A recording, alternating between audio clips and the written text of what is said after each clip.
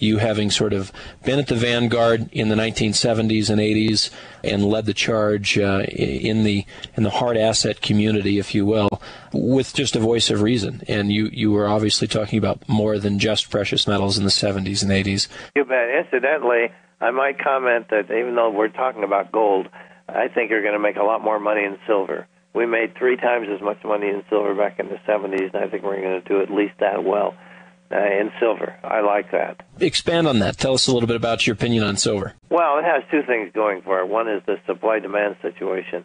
Back in the 70s, even though we made a lot of money on silver, there was a lot more silver above ground than gold. I think it was like 4 ounces to 1. And there was quite a lot of silver around available, and you'd think it would depress the price, but it didn't. This time, however, the world is turned upside down, and there's a lot more gold above ground than there is silver. The reason for that is because silver has become a terribly important industrial metal, and there are about 2,000 industrial uses for silver, which are not, there's no decent replacement for it. For example, there's like 40 different silver switches in your automobile, and they're windshields, where you heat the windshield electrically. It's in every appliance, in your microwave, in your washer and dryer, and your TV sets. And so the industrial demand is great. So the supply-demand situation for silver is wonderful. The supply-demand situation for gold is not as great. With gold, it's an investment vehicle, as far as you're concerned. Now, silver is also an investment vehicle, and it's going to become even more so because it's more purchasable. The average person can buy silver in smaller amounts if he needs to. And so that opens up the market widely for silver as opposed to gold. That doesn't mean I don't like gold. I like it a lot.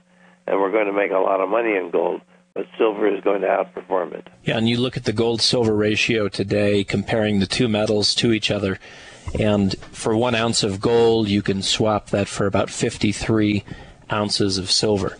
On the extremes, the ratio has been as high as 80 or 90, and we had, in the 1970s, the ratio got as low as 15 and 16 to 1, with the average through time being about 31 ounces of silver to 1 ounce of gold. So we're above that average. I would agree. I think the argument for greater growth in gold gets played out in the numbers and bringing in a historical perspective, as well as you say, Howard, looking at just the supply-demand dimensions today and all of the industrial uses. Incidentally, I have a complete list, as up-to-date as I could make it, of all of these industrial uses of silver, so you can see the evidence of it in one of the chapters in the book. I think the issue, though, the broader issue is we need to protect ourselves against inflation.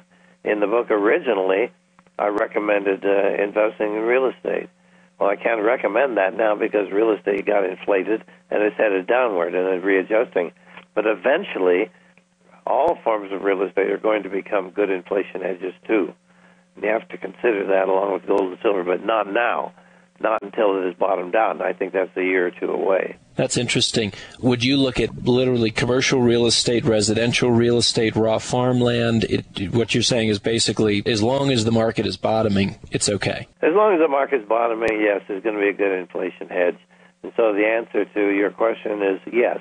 I'd be looking at all these things, but I'm concentrating mostly on the residential for now because that's what my subscribers are concerned about, what's happening to their home in this market. So I'm influenced not so much by my opinion of whether I like one or the other better. It's the one that is of greatest concern to my subscribers. It seems like the other shoe still to drop in real estate, and as you just said, at least a year, maybe 2 years ahead before we actually reach a bottom. We really haven't had an interest rate shock that's impacted the real estate market. At this point, it is supply and demand. There's way too much supply, not enough demand, and all of a sudden banks are being frugal about who they lend to.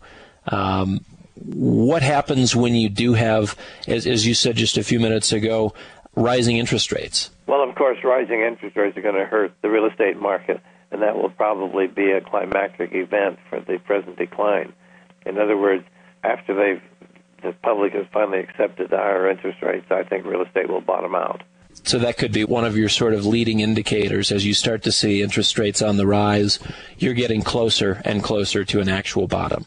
That's correct. Well, Howard, thank you very much for joining us. Thank you. Appreciate it, fellas. You're listening to McAlvany.com. That's McAlvany.com. You can call us here at the office at 800-525-9556 to discuss these issues more. Howard, we'd like to also recommend that our listeners contact you at rufftimes2.com, RUFFTIMES2.com, and also get your book, How to Prosper During the Coming Bad Years in the 21st Century. Thank you so much for joining us. This has been the McAlvany Weekly Commentary. The views expressed should not be considered to be a solicitation or a recommendation for your investment portfolio.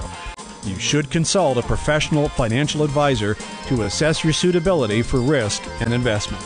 Join us again next week for a new edition of the McAlvany Weekly Commentary.